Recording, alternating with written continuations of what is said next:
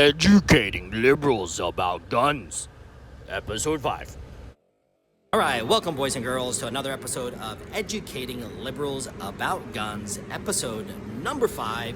And in episode number 5, we're going to be covering the oh so controversial Second Amendment.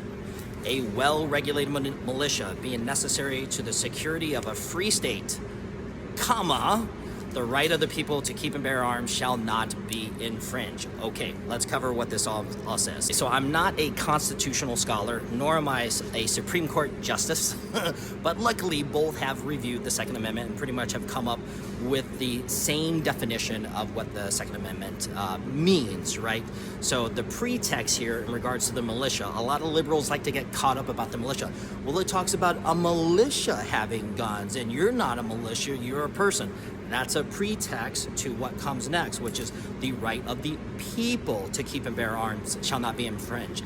And the Supreme Court justice, constitutional scholars have already said that the Second Amendment was written for the people, not the militia, to keep and bear arms. But let's say I let you have that one. Let's say, okay, people wasn't in the context of the Second Amendment and it only said militia.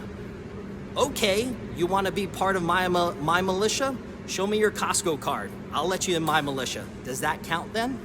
Part of the reason the Second Amendment talks about a well-regulated militia in the pretext of the right of the people to keep and bear arms shall not be infringed is keep in mind at the time this was written, what was going on, right? We're fighting against an oppressive government, the British government, the British Army, and so the army of our army at the time was made up of farmers and blacksmiths and whatever in a well-regulated or formed militia. So you got to think about the time it was written, and that's why you get the precursor, a well-regulated militia is necessary for the security of our state. A lot of you will say, well, you know, you don't need an AR-15 to hunt a deer. Guys, the Second Amendment was not written for hunting. Again, think about why the Second Amendment was written, right? So that we can protect ourselves from an infringing government trying to take away our rights like the British government did.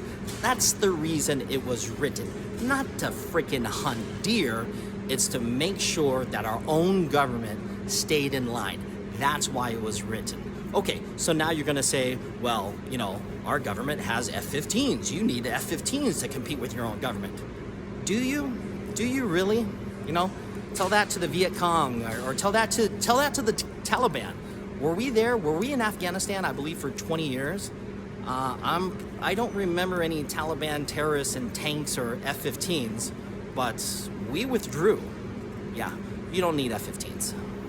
The last argument I like to hear related to the Second Amendment and when it was written is in regards to, well, they didn't have AR-15s 200 years ago when the Second Amendment was written. Okay, all right, and you like to use the term weapon of war, right? Well, guess what? When they had muskets when this was written, all weapons were weapons of war. There was only one type of weapon. It was a musket or a cannon, right? All firearms were weapons of war. But let's say I actually give that one to you, okay? That you want to ban weapons of war, okay? Well, this is a semi-automatic AR-15. It looks like what the military uses, but it stops there. It stops in regards to aesthetics. It does not function like what our military uses. So would that make you happy? Okay, yeah, we agree with you. Civilians shouldn't have weapons of war. Well, guess what? We don't. This is a semi-automatic AR-15. It only looks like something else that you're afraid of. For the most important now, if you look all throughout history, if you want to take away the rights of the people, the first thing you gotta do is take their guns. Obviously, they can't defend themselves, they can't stand up for themselves. So if you're trying to take other rights away, the first thing you gotta grab are the guns. And that's why this community is so against any type of national registry or anything that names you, because we know that a registry will then tell our government where to get those guns from the moment they want to do so. Guys, it's the first step. It will be the first amendment that falls. Not the only one, just the first one.